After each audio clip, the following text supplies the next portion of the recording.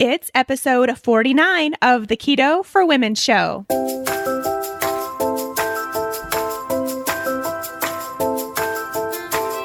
You're listening to the Keto for Women show, and I'm your host and nutritionist, Shawn Miner. This show is designed to empower women to find their own expression of the keto diet to maximize their health and happiness. Now let's get started with today's episode.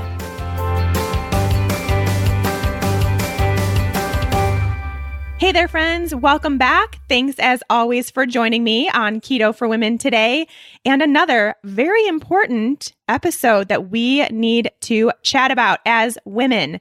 And I mentioned this last week. I promised that this would be coming up, and here it is. I've had so many questions and requests for an episode all about birth control and the current birth control options out there, what we can do if we want to switch over to something different, just things you need to consider, some side effects, the pros, the cons, everything. So we're going to talk about that today. But first, I sometimes like to do these, give you ideas and inspiration on different things you can do in the kitchen. And if you've been following me on social media, then you know I've been all about the grill because it's spring. And it feels like spring, at least sometimes.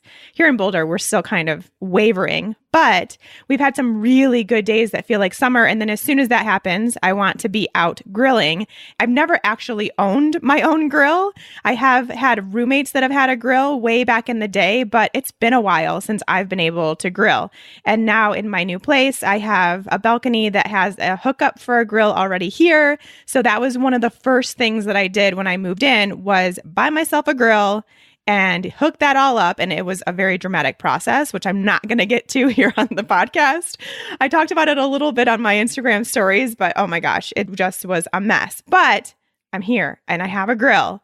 And now that I do, I've been really getting into the grilling. So like I mentioned, I've been showing on my social media what I've been doing. And I just want to talk about it here because it's just so easy to really bump up your nutrient intake by grilling every single vegetable you have.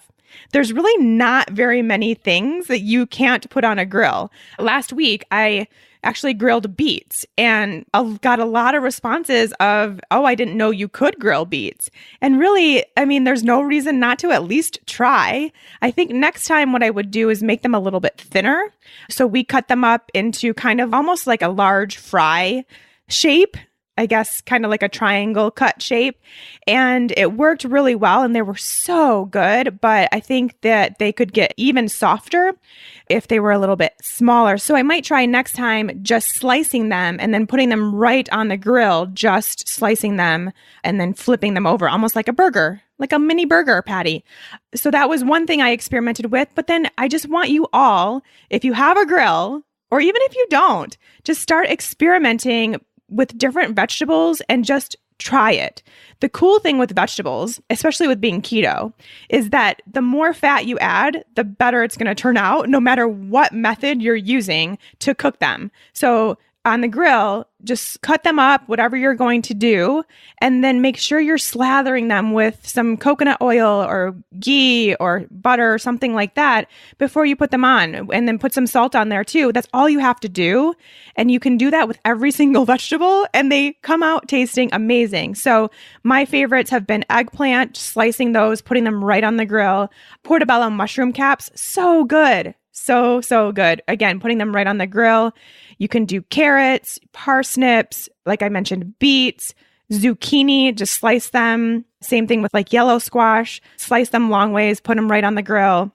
You can do an entire head of cauliflower, which we did last week, and you can either slice it and make it into cauliflower steaks. I know that's a big thing, or put the whole thing right on the grill. It's so easy. So cool how that works. So just give it a try and experiment a little bit this summer with your grilled vegetables. You all know I'm so just adamant about women in ketosis getting their nutrients. And especially if you're doing any sort of fasting protocol, there's a good chance you're not getting enough nutrients, which is kind of one of the downsides of fasting, in my opinion. So you really need to crank it up when you are eating, when it is your feasting time. And getting out the vegetables will definitely do that. And if you can grill them, you're going to be so happy because they're delicious. Now, of course, I'm not eating just vegetables when I am grilling. I'm also every single time having the most amazing meal because of my ButcherBox meats. And you all know ButcherBox is a proud sponsor of the Keto for Women show. It is just the most amazing meat company that I just absolutely adore. And I'm always so excited when it's dinner time and I get to eat my ButcherBox steaks, especially when they come off the grill.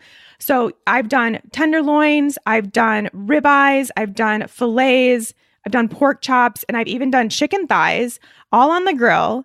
And they come out so fantastic. They always are cooked so perfectly because it's just good, high quality meat. And that's why I love ButcherBox so much, is because not only is it delivered to your door, so you don't have to worry about trying to go scope out the grocery store products and see if what you're actually buying is actually what is on the label, because quite often it's not. It can say grass fed, but it's not actually grass fed the entire time, which is really just, not good.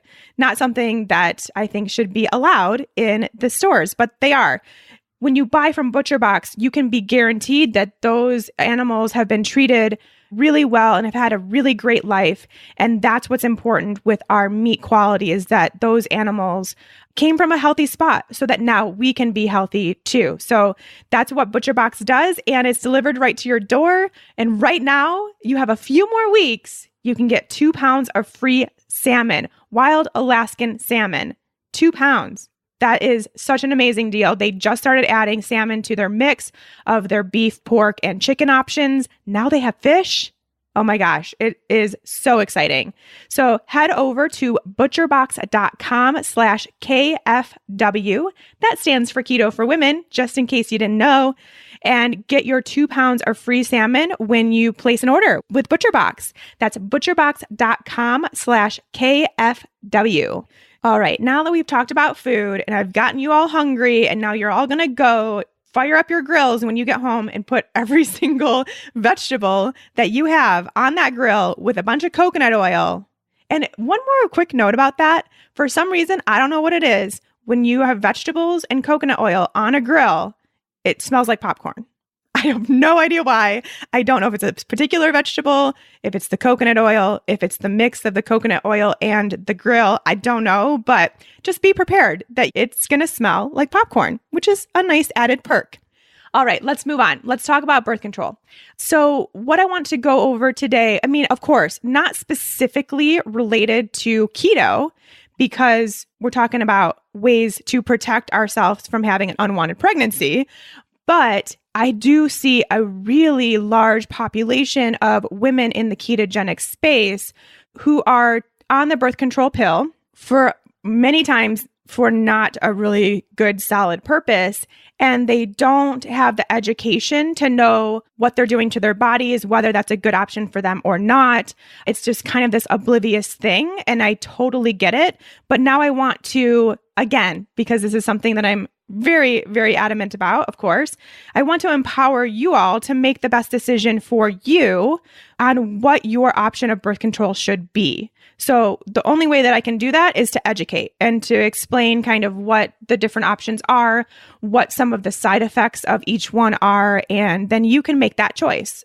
And that's something that I think is really important to note too, is that a lot of us, many, many, many women get prescribed the birth control pill basically because the doctor doesn't really know what else to do for the hormonal symptoms that you're experiencing. So, for instance, PCOS, heavy, painful periods, not having a period or amenorrhea, having irregular menstrual cycles, anything that you go to a traditional medicine doctor that has a hormonal component many times they will prescribe the pill. Now, it's not anything against that practice or what they're doing.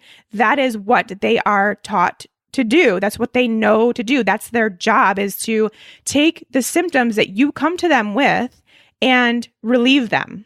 It's symptom relief. And taking the birth control pill will provide that. So if you're not having a menstrual cycle, it will provide a false menstrual cycle. If you're having heavy and painful periods, it will basically take that away. If you have PCOS, it will kind of give your body the idea of having a menstrual cycle without actually having one. So it's definitely one of those situations, which is the case in a lot of these situations, that it is a Band-Aid. You're covering up what's going on with your hormones by taking synthetic man-made hormones and putting them into your body to mimic what it would be like to have a menstrual cycle, even though you're not doing that. You're not actually having a menstrual cycle. You're basically just having a period. You're bleeding, but the rest of the menstrual cycle, which is a very intricate space for us women and something that every single day, something different happens in our bodies as women to our hormones that makes us women. And it's a really cool process that our body goes through on a month-to-month basis, whether you like it or not. I mean, I know that having a period isn't the most convenient of things. None of us actually like it. But as someone that has come from a place of not having a regular menstrual cycle for a long time and then getting it, I will never, ever be mad when my period comes, because for me now, it is a sign that I'm healthy, because when I wasn't healthy, I lost my period. And so now that I have my cycle back and it's regular and easy and just like nothing, basically, a breeze, we'll say, now that for me, every single month is just a reminder that I'm doing the right thing and that I'm healthy and my body is balanced. So I think that's a really good place for a lot of women to be with their menstrual cycles and to use that as basically a gauge, one of many gauges of your health status. But if you're using birth control, anything, birth control pills or IUDs or anything, and we're going to go over these, then you can't really do that. So that's one of my biggest concerns when I see so many women who are ready to get their health back on track and having some health issues or random symptoms or just things aren't really able to be in balance, but they're taking a birth control option. They're on birth control. They have synthetic hormones in their body. And so right there, that wipes out any way that we can tell how you're doing health-wise from a hormonal standpoint. But it also, you're doing some damage because you're putting man-made synthetic hormones in your body. So you're doing some damage, which again, we're going to talk about. So that's kind of where this episode comes from, in just my desire to talk to those women who want to take charge of their health and want to understand why these specific things are happening to them, but they're on birth control, because, you know, maybe that's something to start looking into. And I want to be as balanced in this as I can, but I just have to start by saying that I am not remotely on board with birth control pills or even an IUD that is hormonal. Copper, we'll talk about. There's some good, some bad. But definitely as far as a birth control pill goes, I am not on board with that for women, and you'll find out why. So I just need to get that out there, but I'm going to try to be as balanced as I can, because it is a personal decision for every single woman. You have to decide for yourself if that's the best choice for you and what matters and what's important for you. One more thing. This episode may not really apply to you because you're not on birth control. But again, we have these episodes. It's pretty much every episode, although I don't say it, but particularly these episodes that are about a subject that is pretty common and pretty widespread, and a lot of women don't have the education needed. If that is the case, and you know somebody who could be your daughter or your friend or your sister who is having health issues, is on birth control, and is kind of oblivious, then this may be a good episode to share. this might be the time to start sharing your knowledge. Either you talk to them or send them to the episode and I'll talk to them right now. But this is a time where not only do we need to have the empowerment in ourselves, but we need to work as a team to empower other women too. This is not just me empowering you, it's you empowering others too. So it's this downstream effect, and that's how we can really make a change in the female community, keto or not. This isn't going to be that much about keto, except to say that, of course, we all know based on all the 48 episodes I've done prior, that a ketogenic diet, when done correctly and safely and effectively for women, is very healing to hormones. When you're on birth control, that's going to be really hard to detect. It's going to, I guess, to some degree, you will be able to hopefully see some changes, but that's going to be really hard because your body is reliant on this surge of hormones coming in every day with that pill, or, the IUD, having that implanted in your body to make it so that it's not really doing its own thing at all. The pill is doing the work, not your body. So it's going to be very hard to determine if anything good is coming from that with a ketogenic diet, but it would be a great place to be as someone who has just gotten off or is getting off or is changing what they're doing. You're going to feel a lot less of the symptoms of changing or getting off the pill or whatever you decide to do if you are already in ketosis and your hormones are already kind of starting to amp up a little bit. Okay, so let's get into the nitty-gritty of it. Before we talk about the specific things, there's one more point I want to mention. As I said, a lot of times your doctor is prescribing a birth control option, most likely the pill. There's a lot of different forms of the pill, but I just want to make sure that you remember that birth control options don't fix your hormonal issues. Let me repeat that. Birth control options do not fix your hormonal issues. So if you are on the birth control pill, it's not fixing why you were put on the birth control pill. And I think that's a really big misunderstanding because a lot of women will be like, I was put on this pill 20 years ago and I can't get off because I have painful periods if I do. Well, that has masked it for 20 years, but you've never found the root cause of why you have painful periods. And really, that could be a huge answer for you to not only get rid of your painful periods, but also help you get to a balanced weight or heal your blood sugar, heal your thyroid, heal your adrenals, water retention, PMS symptoms. I mean, the list goes on, where painful periods is just one symptom of a lot of other symptoms that lead us to an answer of what's actually going on with your hormones. So just keep that in mind, that you're not doing anything to heal your body by being on birth control. In fact, as you'll find out now, because we're going to talk about it, you are actually harming your body in the process of being on that birth control pill. So let's talk specifically about the pill. That's kind of where I've been leaning towards this whole time, although we'll get to the others for sure. So as most of you probably know, the birth control pill is something that you take every single day. You have 3 weeks of it being a small dose of synthetic hormone, progestin, which is not the same as progesterone. Progestin is the synthetic hormone that mimics progesterone in the body. And then you have a week of just basically taking a sugar pill when you actually menstruate and have your period. Now, the birth control pill is keeping you from ovulating. That's how it works. So you don't ovulate. That means you don't release an egg. That means you can't get pregnant.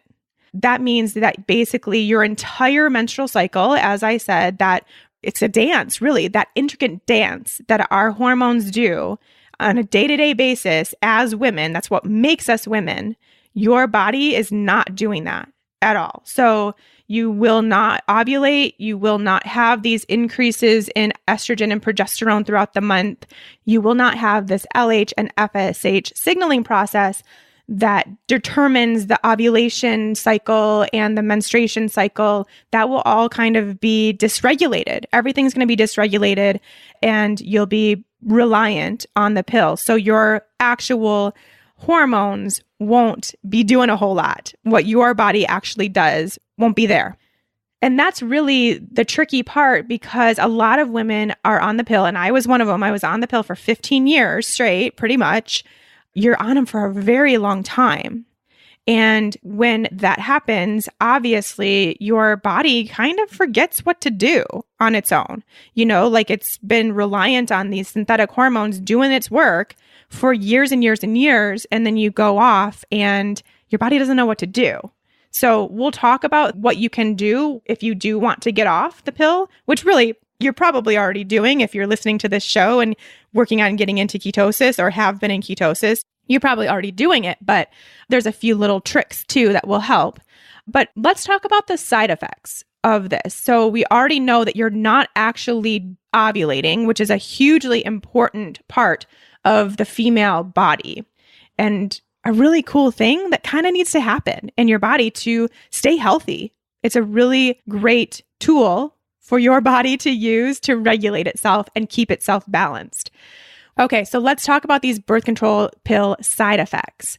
Probably one of my biggest concerns with the birth control pill is the depletion of nutrients. So first of all, antioxidants are depleted when you take the birth control pill. And everything that I'm about to say has been very well documented in scientific studies. So I'm not just saying this just to say it. It's all been documented. You can Google it and find the evidence if you'd like.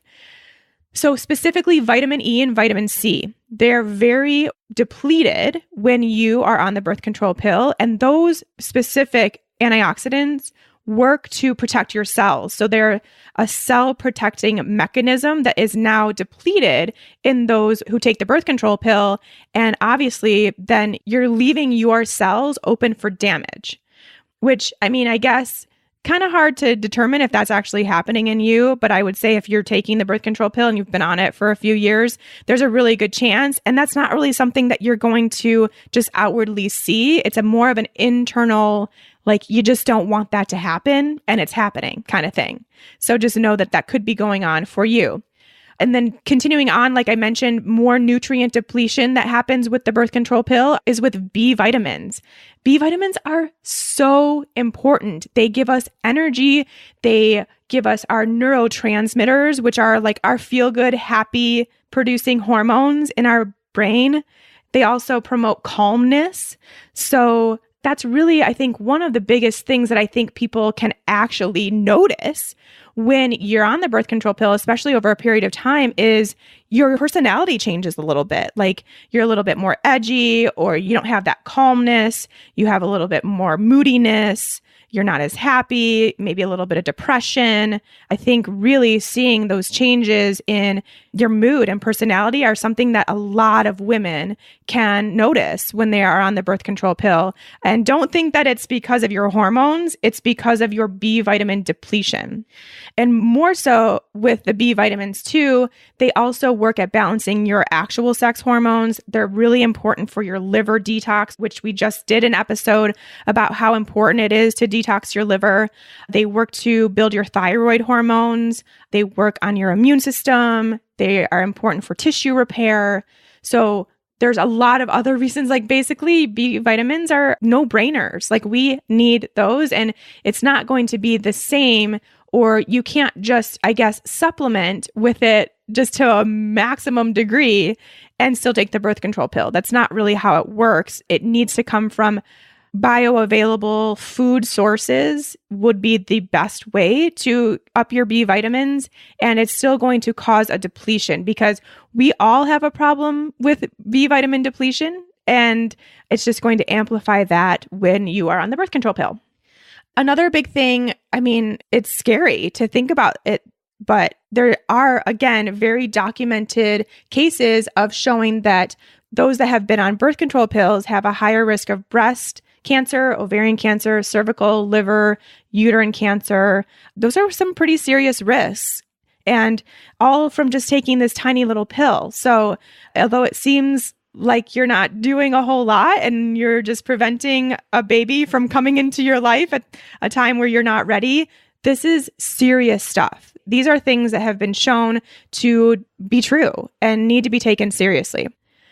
Birth control pills also disrupt your microbiome. So the microbiome, as we've talked about in our gut health episodes, that's basically your balance of good bacteria versus bad bacteria in your gut. And having an ample amount of good bacteria and minimal bad bacteria is essential to your optimal health. And we're finding more and more out about how important our microbiome is on a daily basis. Every day, new stuff comes out about what your microbiome and that balance in your gut bacteria is actually promoting health-wise in you. And if it's out of balance and you have more bad bacteria than you'd want, or your good bacteria is low, you'll feel it today and just not feeling as good, maybe digestively, or having skin breakouts, or having depression, anxiety, or other mood disorders. You get those symptoms from having a disrupted microbiome. And then you'll feel it long-term too by just being at a greater risk for like autoimmune disease and even cancer and more significant health issues, Alzheimer's, dementia, those kinds of things as well are being linked to microbiome disruption. So really, the fact that, again, the pill could be causing that, even if you're drinking all the kombucha and eating all the fermented foods and taking your probiotics, it's still going to be creating that imbalance and depleting your good bacteria in your gut every time you take that pill. So not only does the pill kind of basically shut off, I won't say totally shut off, but diminishes your capability of producing your own hormones, it also increases sex hormone binding globulin, which basically the purpose of that protein is to bind free hormones and make them unusable to the body, which is good if you have excess, and that's really just kind of the way that our whole body balances out so that we stay in maintenance mode. But if you have more, so as you take the birth control pill, that automatically increases this SHBG, then you're going to start having an increase in these bound hormones. So once again, you have this hormonal imbalance happening where you have hormones in your body, but your body doesn't recognize them as being usable and just really have not only hormonal imbalance, but just low hormones across the board. So not only because your body is basically not really working to its capacity because it doesn't have to, but also because of this SHBG. So keep that in mind too, that not only will that be happening during your pill taking, but also if it's something that you decide to get off of, then you're going to have to spend a little bit of time and really pay attention to work on getting your hormones back to balanced on its own and get that working properly again. The pill has been long known to increase the risk of blood clots, stroke, and pulmonary embolisms, which pulmonary embolism is a clot basically that's in the lungs specifically. And it also raises the risk of heart attacks. So again, well-documented research to show that that will happen over the course of the long term, potentially in those that have taken the pill. The pill increases oxidative stress on the body, which is basically like an increase in inflammation. And you can actually see this. And this might be something where some of you may have noticed this in yourself if you get your blood tested and you notice a higher level of inflammation, specifically in like C-reactive protein or CRP. If that's high and you don't know why and you're confused and you thought your inflammation was under control, but you're taking the birth control pill, then that could be your answer. And simply getting off that, allowing your body to heal a little bit and then retesting that CRP, you would notice that potentially lower simply because of that. So I guess that's all I'll go into. I think that's enough to at least give you the education to know that the pill is not innocent. Taking the birth control pill is not an innocent thing. It definitely needs to be taken with a lot of consideration and what's important to you to determine if that's worth it, to deal with those risks, both short-term and long-term, and to know what you're doing to your body. The one thing I'll say about the pill as well is that I've kind of mentioned this already. It is hard and it can take a while for you to go back to having normal menstruation after getting off the birth control pill because of those reasons already mentioned. So that's also something to consider and we'll talk about what you want to do if you want to get off this birth control pill and move on to something else when we talk about other options. But just know that it's not going to necessarily come back automatically. And that is something that if you are someone that wants to get pregnant and you're using the birth control pill up until the time where you desire a pregnancy, then just know that it might be a lot longer than you anticipated to start ovulating again. And obviously, we need ovulation in order to make a baby. So keep that in mind. Now, before we move on, I've got to take a second to tell you about the podcast partner that I am so excited to announce here on Keto for Women, Rasa Coffee. If you guys have not tried Rasa before, you are in for such a treat. I love Rasa for so many reasons. First of all, they are a Boulder local company, so always love to support those here in Boulder, but also they're doing great things for the coffee alternative space. So many times I see women just relying on so much coffee to get them through the day, especially in the keto space. And it just doesn't need to be that way. And quite honestly, shouldn't, because it can really take a toll on your adrenals. So why not have a coffee alternative that not only tastes amazing, and I mean amazing, but also actually works to heal your adrenals. So Rasa Coffee is a completely coffee-free alternative beverage that actually uses adaptogenic herbs that heal and restore your adrenal function.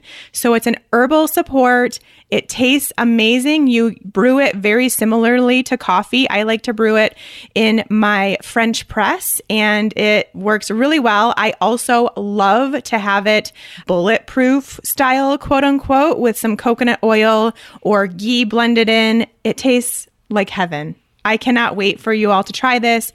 And really, it just would be a great way for you all to get started on not relying so much on caffeine, but providing your body with this safe, healing style of energy that comes from these adaptogenic herbs, which is what Rasa is completely made of. There's no gluten, no caffeine, no sugar, no coffee, nothing but herbs that when blended all together taste like a dream. So I really cannot wait for you all to try this. Head to Rasa Coffee with a K and get 15% off your order when you use the coupon code KETO4WOMEN. That's Rasa, KOFFEE.com. Use coupon code KETO4WOMEN for 15% off your order. Let me know how you like your Rasa, because I know I like mine with some vanilla bean ghee blended in first thing in the morning. And really, truly, it provides this lasting, really stable energy that coffee does not bring me. You all know I cannot tolerate caffeine. So I am all about these coffee alternatives, and Rasa is absolutely my favorite, hands down. So go ahead and try it yourself. Head over to rasacoffee.com. All right, let's move on to IUDs, because I think a lot of people, women, move to an IUD as maybe the safer option once they find out about these birth control pill side effects, and they don't want that, obviously. Then we do have the other option of an IUD, which is basically a small device that's implanted up into your uterus, and it keeps the egg from being fertilized. So the good thing with IUDs is that you do still ovulate. You will still have a menstrual cycle, and you will still have a little bit more of control, I guess. Your body will have more control over the hormones that you are releasing. Now, there are two types of IUDs. One is a hormonal IUD, which again is using a man-made synthetic progestin to kind of slow release constantly into your body. And that's why it's implanted there. And then there's also a copper IUD, which doesn't release any hormones and instead uses copper, which basically prevents the sperm from getting to the egg for fertilization. So those two obviously come with different risks and different ideas of things to consider. A lot of people, I do think, consider the copper IUD because they just want to not have to worry about synthetic hormones in general, because it's just not good overall to put synthetic hormones in your body. But that also, of course, comes with its own risk. Again, that's something that I tried myself. I went from birth control pills to a copper IUD, and that lasted about maybe a month and a half. And I was like, no way, this is not happening. So let's go over some of these things. So some of the side effects of having an IUD in general, first of all, remember, you're putting a foreign object into your body. That doesn't always go well. Sometimes it's fine, sometimes it's not. So you do take the risk of potentially perforating your uterus and causing a much bigger issue, which isn't super common. So not something to worry about, but just something to know. But I think really the bigger issues that I see quite often, first of all, your periods become unpredictable. If you're taking the hormonal version of the IUD, a lot of times you don't have a period at all, but that's not totally always the case. So sometimes you'll just get random bleeding and spotting, and it'll be like once every 10 days, or just, it's kind of random. And that's just part of the process. That's just what happens. So you will have potentially some unpredictable bleeding. And then really the biggest one is depression. And I see it so much. I've seen it in friends. I've seen it in clients. They don't understand what's going on with them, but they feel like a different person. And then finally they realize that it's because of the IUD. And it can really stem back to that. And when that was implanted, and just how it's kind of was this slow build into feeling not so happy and really dealing with some depression issues. And then they get it removed, and within a few weeks, they feel like themselves again. So it really is that obvious and can really take a toll that quickly. Now, of course, like I said, just overall in general, putting synthetic hormones into your body is not really a great idea for any of us. It's going to inhibit what your body does naturally. Putting a man-made chemical into your body every single day, day in, day out, is also not ideal. So that is something to consider as well. Yeah, hormones are they'll just be a little wonky because they're not real. They're not your hormones. As far as the copper ones go, those are a little bit different because they're not hormonal. So you instead actually have more painful and heavy periods. Your periods may become more frequent. They will definitely be heavier, and you will definitely feel them. So that's a huge drawback for a lot of people, because that's what we're trying to get rid of in a lot of cases, and just not good. You also are at obviously an increased risk for copper toxicity. And I actually see this pretty commonly too. It seems like it would be rare, but that's not really the case. I mean, copper is a mineral that you want to keep in balance, and it's very important for that balance to happen on a day-to-day basis. And that's going to be really hard for your body to regulate. And, normally just as humans, our bodies regulate that pretty well on its own. But when you have this extra thing in your body that is copper, that's going to throw that off, and it will be a little bit harder, and you can actually start experiencing the effects of actual toxicity. And along with that comes inflammation, not only from copper toxicity, but also just because, again, you have this foreign object in your body and it is made of copper, and it actually promotes inflammation in that area. And that's really what makes it a birth control option, is that inflammatory process doesn't allow the sperm to swim. So you're basically causing more inflammation in your body, which most of us are trying to get rid of and undo some inflammatory damage. So you'd be kind of not doing that in that specific area. And this goes along with it, that puts you at a greater risk of pelvic inflammatory disease. And that's where basically your uterus, fallopian tubes, ovaries, they all become infected. And that's pretty common with the copper IUDs. One more thing quickly that I forgot to mention about the hormonal IUD is that really any synthetic hormone birth control option is going to put you at a greater risk for breast cancer. Forgot about that, but that will obviously be a really, really important thing to consider when making your choice on which birth control options you want to go with. So those are the biggest ones that I wanted to talk about. Obviously, there are other options, but now I want to switch over so that we have some time to talk about your alternatives. So now that you have potentially decided that you want to try something else and you want to go off of these hormones or get that IUD removed, first of all, let's talk about that decision. So like I said, it's going to be a personal decision for you. That will be something that you'd want to talk to your doctor about, and just even a phone call or an email and just be like, I want to go off my birth control that I'm on. Either make an appointment to get your IUD removed, or if you're taking the pill, then you basically just don't take the next pack. But again, talk to your doctor, either phone call, email, go in if you need to, and let them know that that's what you want to do. And they should be supportive of that and just let you know to stop after the next pack and go about your day. So that's how it actually happens. And then, like I said, as far as the pill goes, it's going to take a little while for your hormones to balance out. You may not get a period for a while at all. You may get them really frequently, like every 14 days. You may just bleed a little bit and then bleed a lot. It's going to be very random potentially for a little while. And then you will notice that things start to regulate. So the biggest things that you can do, obviously a ketogenic diet is going to help with that a lot.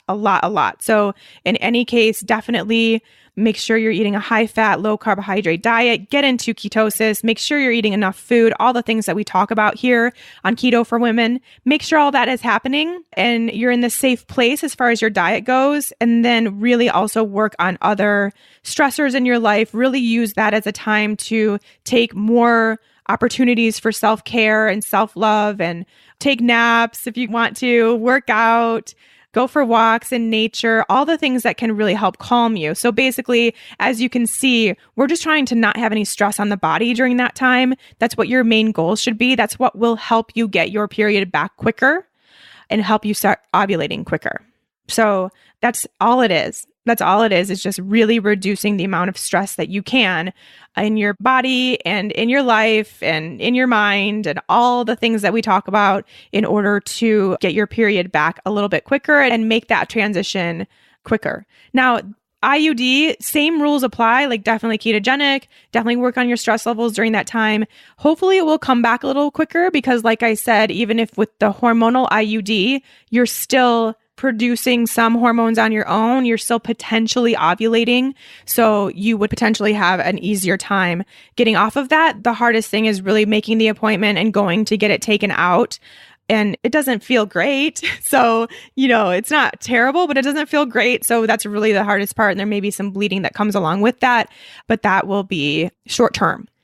So now that we have made that decision, potentially, those of us listening, and if you haven't, no big deal. You have this to come back to when you're ready to make that decision, just something to think about, talk about it with your partner and see what the best idea is.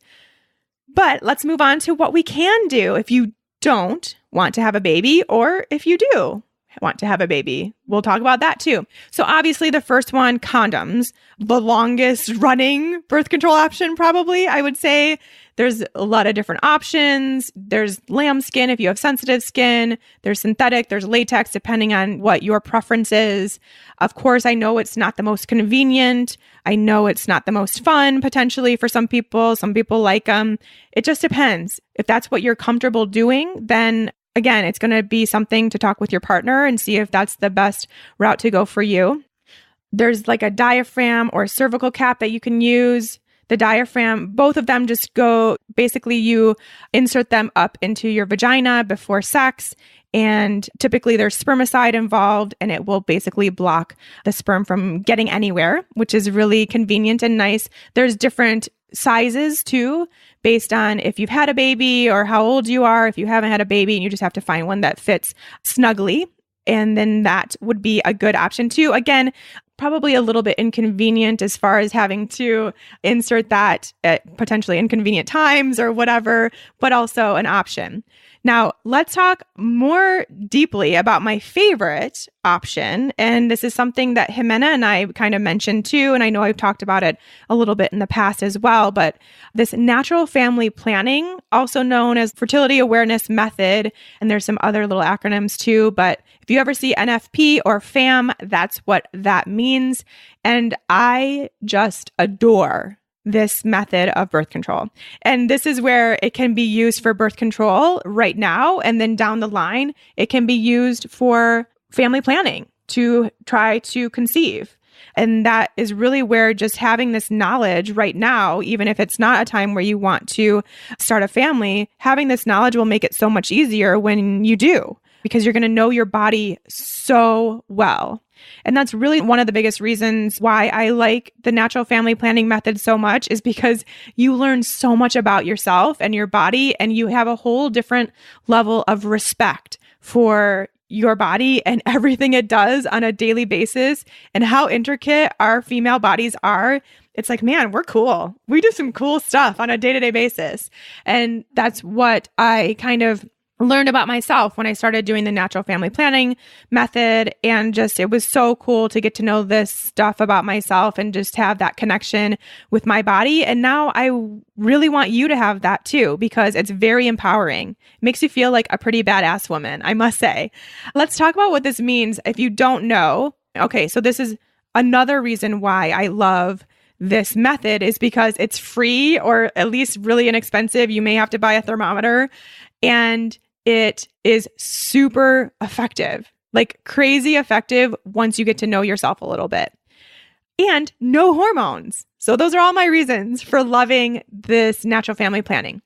Basically, what you're doing, you're going to look at 3 different things in your body every single day for a period of time until you get to know your particular cycle. So those 3 things are temperature, your basal body temperature, more specifically, your cervical fluid and the changes that happen in your cervical fluid on a day-to-day basis over the course of your cycle, and then your cervix positioning and feeling.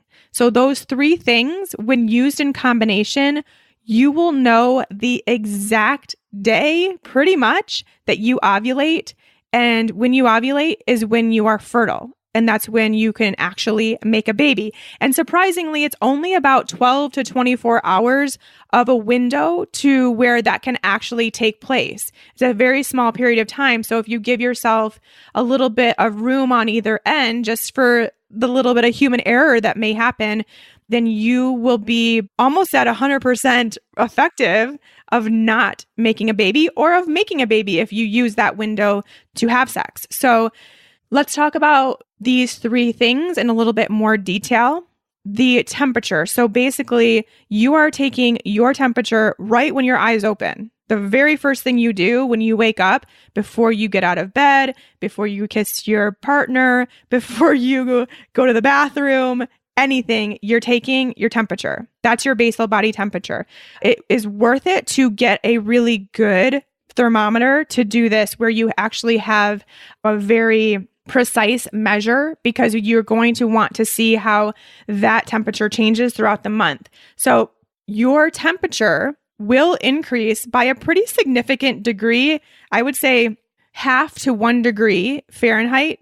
I don't know how that calculates to Celsius, maybe about the same, maybe probably less. So you'll have to kind of calculate that or see how that works. But you will notice a pretty significant bump in your temperature, your basal body temperature, the day after you ovulate. And it will stay up until you menstruate. So from menstruation, and that is day 1 of our cycle. So the first day that you see blood, that's day 1 of your menstrual cycle. So from day 1 until ovulation, your temperature will be pretty stable. It'll be pretty steady, about the same every single morning, right when you wake up, as long as you've had a good night's sleep and you're not sick and those kind of things. And then you may actually notice a little bit of a decrease right before you ovulate, and then it will pop up and it'll be a different number for the rest of your cycle. So again, ovulation happens anywhere from day 12, I'd say, to day 20-ish, different for everybody. but you'll know that. You'll know that about yourself after you do this for a few cycles. You'll know the day that you, in particular, ovulate. And it does vary, of course, even person to person, month to month, but you'll have a much better idea and you'll get to know so much more about your body. So you are doing that basal body temperature, and all of this should be recorded. There are many, many, many great apps out there. I use Kindara. It's just something I've used for years. Kindara. I'll link to that in the show notes. I use that. There's a lot of other that do it, but you just put it in an app in your phone and it tracks it all for you and will tell you everything you need to know. So you're also looking at your cervical fluid. So when you're menstruating, and then from there, once the blood has ceased, you go into some dry days where you don't notice a whole lot of cervical fluid.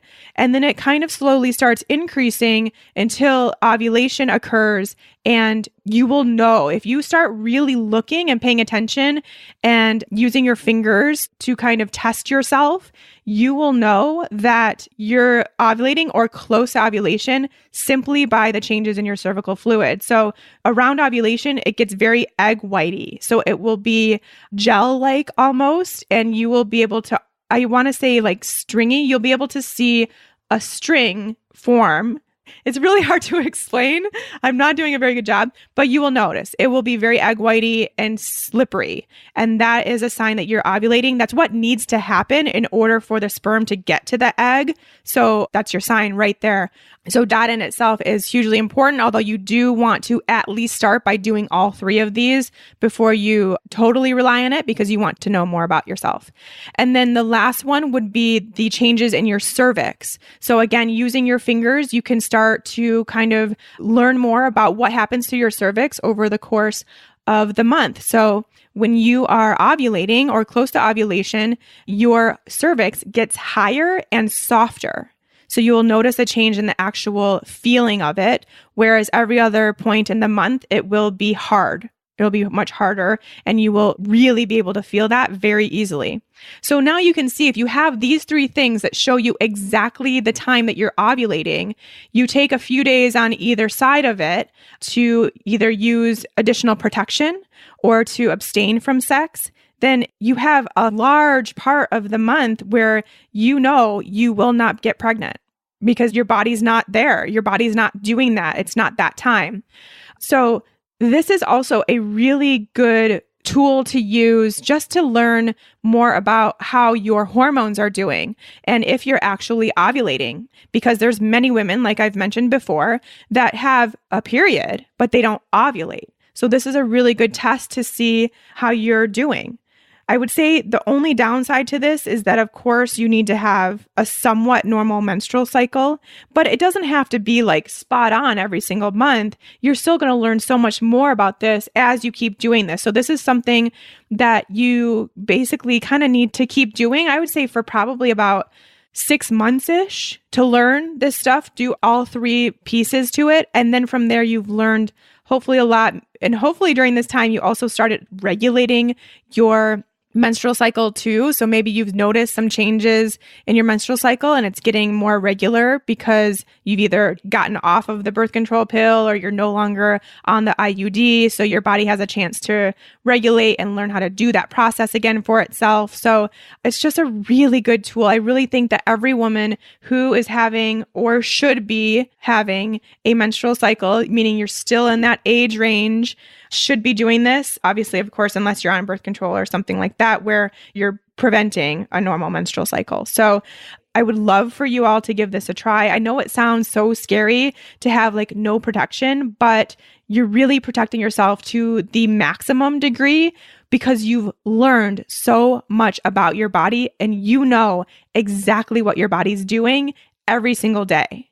And that is so not only empowering, but it's powerful because you have the control and you now feel secure in knowing I want to have a baby, so I'm going to have sex during this period. I don't want to have a baby, so I'm going to abstain or I'm going to use another form of birth control. Like there's just so much freedom in that.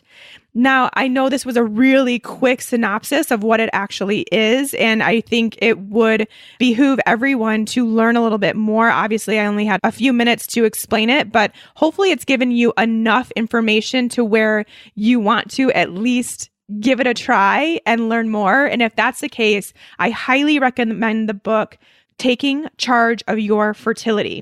I read it. That's what prompted me to start this. And I've never looked back. And really, honestly, I think I only read like a third of it. And I was like, all right, I got this. So it might seem a little daunting at first, but it's really not. It does a great job of explaining all those 3 tools that you're going to use to find out when your ovulation is happening and what to do if you have abnormal cycles or you're not quite sure, or kind of does a little bit of troubleshooting too. So I highly recommend that book. I will link to that in the show notes as well. And get your hands on that and get started with this natural family planning. Oh, it's so great. You guys will love it. Give it a few months. You guys will love it. You will feel this empowerment that I'm telling you about. And yeah, you won't have to rely on these synthetic hormones anymore. All right, so that's all I'm going to get into today as far as alternatives. Of course, there are a few others, but I think those are going to be the most common. I really, really hope that this episode has opened some doors from some people, shed some light on the subject. I just really want you to know that the birth control pill is not safe. It does not come without its really, really important warnings. So please keep that in mind. Make the best decision for you. Talk to your doctor. Please talk to your doctor and make sure that that's the best option and give it a try and see what happens. Of course, if you have any other questions related to this topic, I think this would be a great one to do a follow-up on. So we can maybe take some questions in a Keto Hot Seat episode specifically related to birth control and go from there. So make sure you look out for the Keto Hot Seat call for questions that will be coming out within days of this podcast airing. So be on the lookout for that and submit your questions there, and we will get to them. Until then, have a great week, and we'll talk soon. Bye.